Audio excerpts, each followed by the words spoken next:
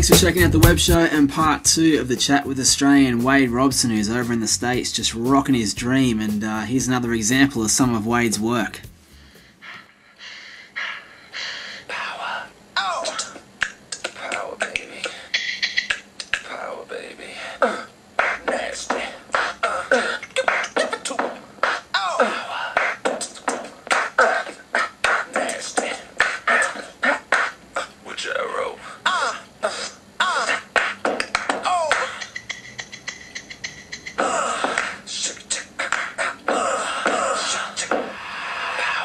So you know things are going well when you've got your own shoe, but it's an incredible story, especially the stuff about how he started his choreography. I started teaching dance classes when I was 12. Sort of got tired of taking classes and figured it was time to teach.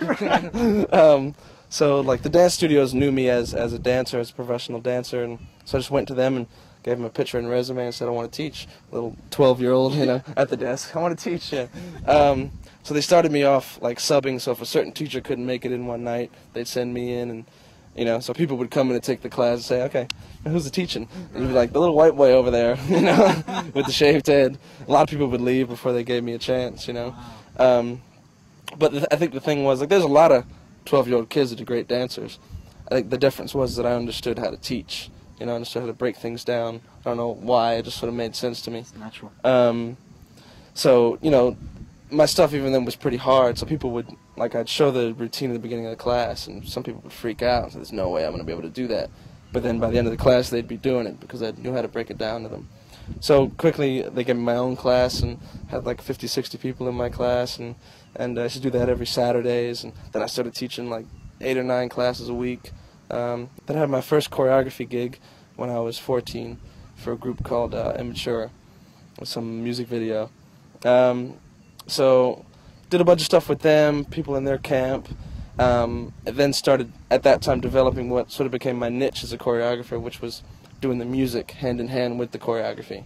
So when I worked with artists, I'd take their songs and remix it and add accents for the dance moves and all that sort of stuff. And so then started working with Britney when I was 16, and that was when it was her first tour.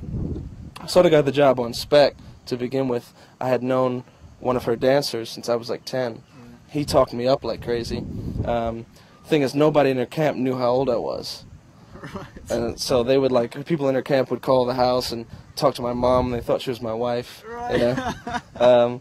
So we just didn't want to tell them at that point before I got a chance to prove myself, because they were freaked out. And it was for her first tour, and it was like they were hiring me to do the opening of her show, which was I did like a 4-minute original musical piece as well, and so I went out to Orlando to work on it, and I'm sitting in the lobby with the dancers waiting to meet Britney for the first time, and she still doesn't know that, you know, I'm 16, and so she comes down and sitting with all the dancers, and we meet, and she doesn't really put 2 and 2 together, because I look like just one of the dancers' friends, so I thought it was funny. I went along with it. And we get to the dance studio, and she figures out who I am and takes this dancer in the corner and says, what are you doing? He's a freaking baby. You know, he can't choreograph. Yeah. You know, the same age as her. Yeah. And he was like, look, you know, let him prove himself. Let him do what he came here to do. So I started and showed her what I wanted to do, and she freaked out. And she said, I want to sign you up for everything I do. Wow. So then from there, started doing like all the award show performances, MTV Awards, and quickly doing the steps, just the choreography was never enough for me.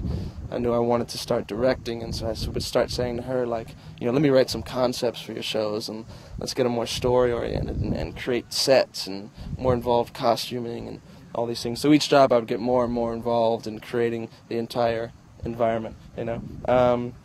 So then started, you know, that naturally went over to NSYNC after about a year or so, and same thing with them. Started as a choreographer, then built up to directing their shows, and you know, their last couple of shows, I wrote the whole show and directed everything, choreographed it. And So it's an amazing story all up, and here's an example of some of Wade's work. This actually won an Emmy Award for himself and his wife Amanda. Check this out.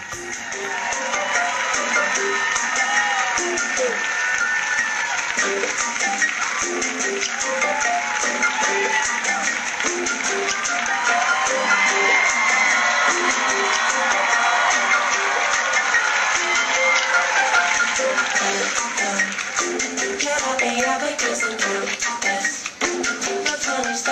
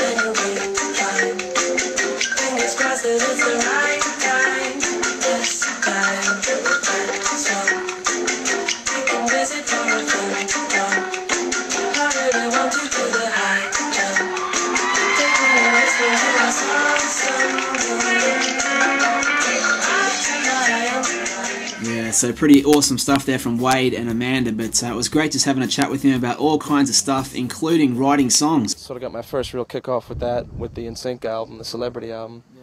Justin and I, when I was working on their No Strings Attached tour, always talked about working on music together. After that, he came to the house for a couple weeks, and we just clicked and, you know, did like 7 or 8 songs, and 4 of them ended up on the album, and 2 of them ended up the first 2 singles, you know. Make you pretty proud happen? Yeah, it was pretty insane, and it happened so fast, and we were just making songs, and we didn't even, you know, 2 of the songs that we didn't even think were going to make it on the album were Pop and Gone, and they were the first 2 singles. Yeah. Just like, okay. It's just a crack up, really, but Wade works really hard in chasing the dream, and here's another example of his talents.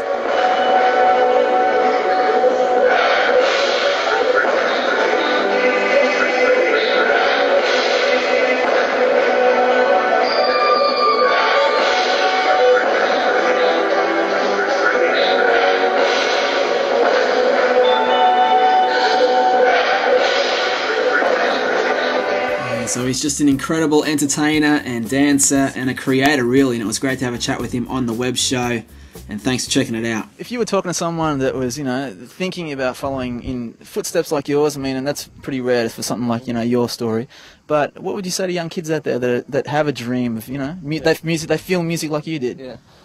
Yeah. One of the best things I ever had was my teachers, actually, which was my mother, my grandmother, and Michael. And the things that they taught me was, if there was anything that I wanted, they taught me how to visualize.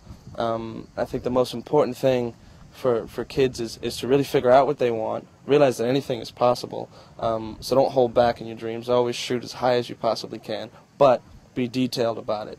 You know, I get mad when I hear kids say, like, oh, you know, I'm gonna be famous. For what? How are you going to do it? How are you going to get there? Figure it out and work out a plan and visualize it and use it. It's sort of like trickery to your mind. Like if there was a job I wanted, you know, say I wanted to be in some music video, I'd sit down and I'd think of things almost like they were a memory. I would picture myself like on the set, walking to a trailer, walking to the catering table, stupid things, just to place myself in the situation. So you make it a reality in your mind before it happens. So then it's sort of not even a question. And every time and it's hard to do that all the time. It's hard to stay that focused all the time. You get caught up in things. It gets hard, you know. But every time I've done that all the way, I've always got anything that I've wanted, you know. So it's just about setting goals and visualizing them in detail, you know, and it'll happen.